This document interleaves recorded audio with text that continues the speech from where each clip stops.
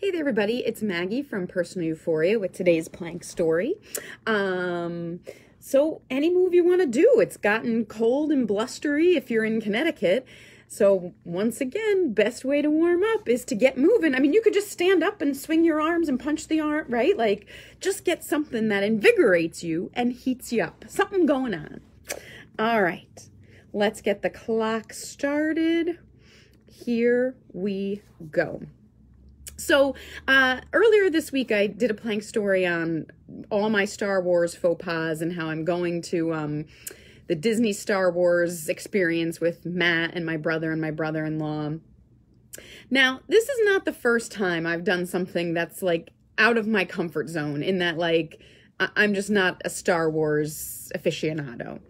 Years ago, I went to Comic-Con with my brother and Matt, and I went because we were going to be in Dallas visiting my brother who lived there at the time, and if they were going, I was like, I want to see them enjoy it, like, I'd be intrigued, but it wasn't my thing. I don't know any of the comics well. At the time, I'd never heard of Stan Lee or almost anyone else there except for John Cusack, and when I found out he was going to be there, I got all excited because I've loved John Cusack since Natty Gann, but I didn't love anything about Comic-Con in the way it's set up. Like, to engage with anyone, you, like, wait in line and then you pay. It feels very awkward and forced and strange to get an autograph or a handshake. But I think if you're a fan, it's a worthwhile way to engage with these people you grew up with and adore.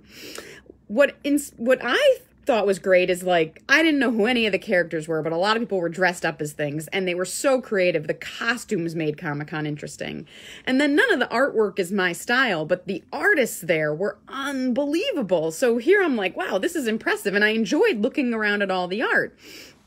And then again, they had, like, speeches. So John Cusack was going to make a speech, who I was all excited about, and his was fine, but you know, I honestly don't remember it that well. What I remember is Stan Lee's speech. Stan Lee giving this talk at 93. And also finding out who Todd McFarlane is, who he created Spawn and a ton of other comics. And if you have like baseball collectibles, like the little figurines, he designed most of those. I'd never heard of who he was before.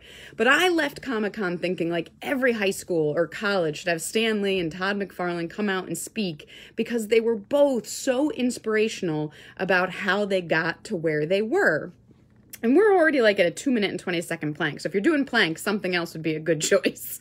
But from what I remember of Stan Lee's talk is he basically said, you know, he had gotten a job drawing comics and the editor said, hey, you know, why don't you pitch a superhero to us? And he went home and he saw a bug on the wall and he thought, wouldn't it be neat to like be a bug and maybe something like Bugman or something along those lines or Roachman. And, then he thought of Spider-Man, and it would be this kid who could, like, stick to things and had, like, spider capabilities, but he was a teenager, and he had a troubled past, and he pitched that to the editor, and the editor said, I don't think you understand superheroes. Like, no one wants a superhero with a troubled past and a bug, like. And Stan Lee said he couldn't get this character out of his head, so in one of the last episodes, he included Spider-Man, and apparently the last comic that comes out in a series is usually not the best read, but this one did great. And so according to Stan Lee, this editor came back to him and said, hey, you know that Spider-Man character you and I both thought would be a great superhero? Let's pursue that. Because it turns out we actually like our superheroes with imperfection and struggle and not with just superhuman strength and nothing else. So anyway, if I hadn't stepped out of my comfort zone or gone to something that just honestly didn't interest me that much, like Comic-Con, I would still maybe not know who Stan Lee is, which is a little shameful.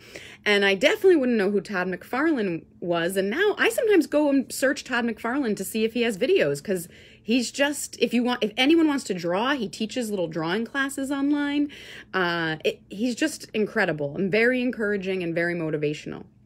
So anyway, that's today's plank story at 4 minutes and 7 seconds. I hope you have a wonderful day, and as always, keep moving.